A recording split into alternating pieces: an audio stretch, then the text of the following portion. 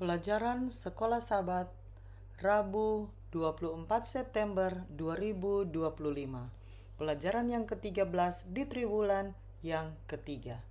Judul pelajaran Sekolah Sabat kita untuk hari ini adalah Kehadiran Allah di dalam Kemah Suci. Bacalah Keluaran 40 ayat 1 sampai 38. Bagaimanakah orang Israel mengenali kehadiran Allah? Berfirmanlah Tuhan kepada Musa, pada hari yang pertama dari bulan yang pertama haruslah engkau mendirikan kemah suci, yakni kemah pertemuan itu. Kau tempatkanlah di dalamnya tabut hukum dan kau pasanglah tabir sebagai penudung di depan tabut itu.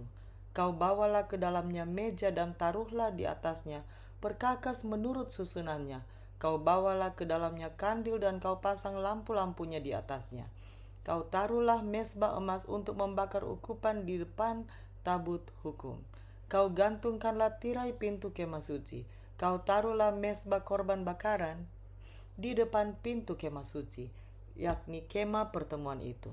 Kau taruhlah bejana pembasuhan di antara kemah pertemuan dan mezbah itu. Lalu kau taruhlah air ke dalamnya. Haruslah kau buat pelataran keliling dan kau gantungkanlah tirai pintu gerbang pelataran itu. Kemudian kau ambillah minyak urapan dan kau urapilah kemah suci dengan segala yang ada di dalamnya. Demikianlah harus engkau menguduskannya dengan segala perabotannya, sehingga menjadi kudus.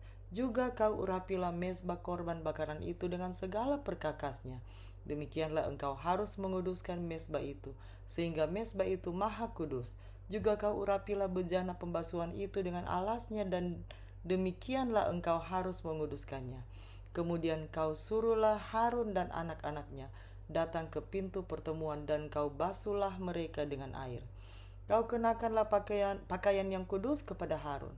Kau urapi dan kau kuduskanlah dia supaya ia memegang jabatan imam bagiku. Juga anak-anaknya kau suruhlah mendekat dan kau kenakanlah kemeja kepada mereka.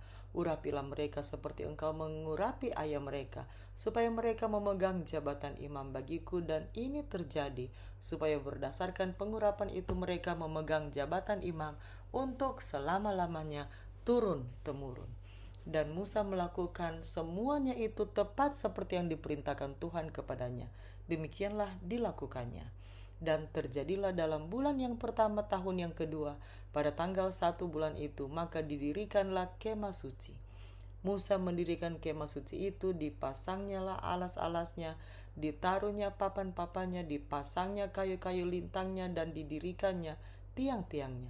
Dikembangkannyalah atap kemah yang menudungi kemah suci, dan diletakannyalah tudung kemah di atasnya, seperti yang diperintahkan Tuhan kepada Musa.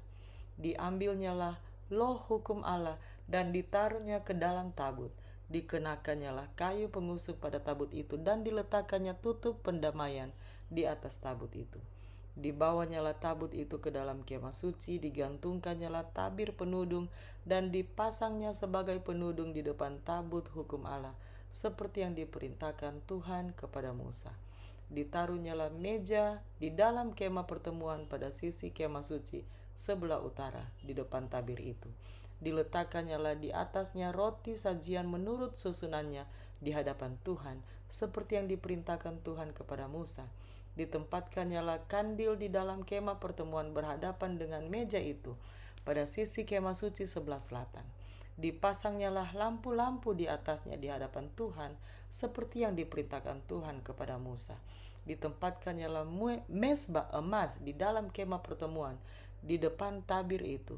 Dibakarnyalah di atasnya ukupan dari wangi-wangian seperti yang diperintahkan Tuhan kepada Musa. Digantungkannyalah tirai pintu kemah suci.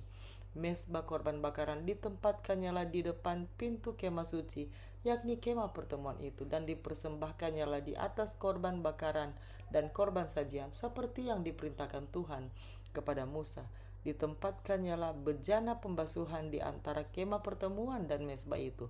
Lalu ditaruhnyalah air ke dalamnya untuk pembasuhan. Musa dan Harun serta anak-anaknya membasuh tangan dan kaki mereka dengan air dari dalamnya apabila mereka masuk ke dalam kemah pertemuan, dan apabila mereka datang mendekat kepada mezbah itu, maka mereka membasuh kaki dan tangan seperti yang diperintahkan Tuhan kepada Musa. Didirikannya tiang-tiang pelataran di sekeliling kemah suci dan mezbah itu, dan digantungkannya tirai pintu gerbang pelataran itu. Demikianlah diselesaikan Musa pekerjaan itu. Lalu awan itu menutupi kemah pertemuan, dan kemuliaan Tuhan memenuhi kemah suci, sehingga Musa tidak dapat memasuki kemah pertemuan, sebab awan itu hinggap di atas kemah itu, dan kemuliaan Tuhan memenuhi kemah suci. Apabila awan itu naik dari atas kemah suci, berangkatlah orang Israel dari setiap tempat mereka berkemah. Tetapi jika awan itu tidak naik, maka mereka pun tidak berangkat sampai hari awan itu naik. Sebab awan Tuhan itu ada di atas kemah suci pada siang hari, dan pada malam hari ada api di dalamnya, di depan mata seluruh umat Israel pada setiap tempat mereka berkemah. Pasal terakhir dari Keluaran, yaitu Keluaran 40, menjelaskan tentang peresmian kemah suci dan pemberian Dekalog. Pentabisan kemah suci merupakan peristiwa puncak bagi bangsa Israel di Sinai. Kemuliaan Allah adalah kekudusannya, karakternya, dan kehadirannya yang penuh kasih, yang adalah kebaikan itu sendiri. Kehadirannya memenuhi kemah suci dan terlihat sebagai awan kemuliaan Shekinah.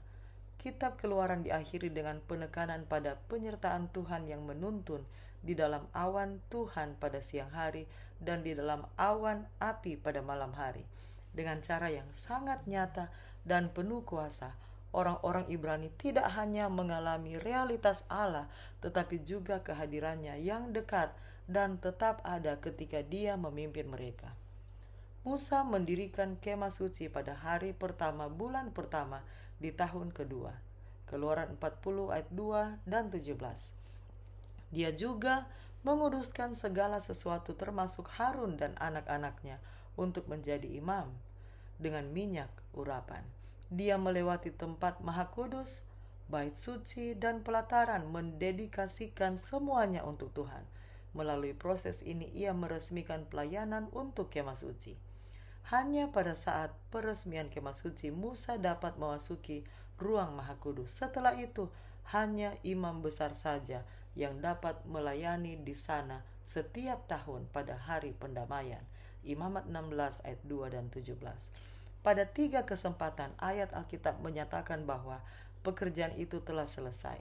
Pertama, pada akhir pekan penciptaan, Allah menandai selesainya karya penciptaannya.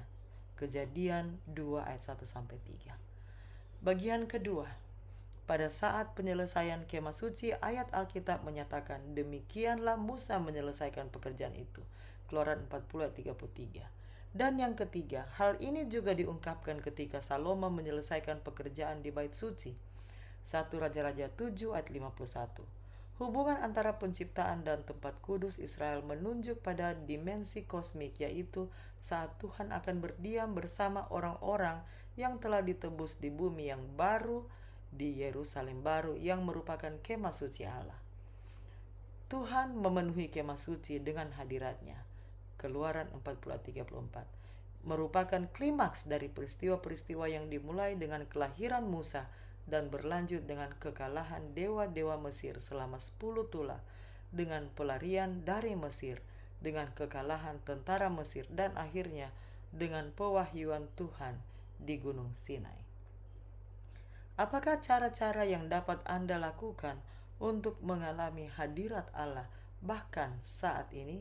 Mengapa hal ini penting untuk Anda lakukan? Demikianlah bacaan pelajaran Sekolah Sabat Rabu 24 September 2025. Sampai bertemu di bacaan pelajaran Sekolah Sabat selanjutnya. Tuhan memberkati.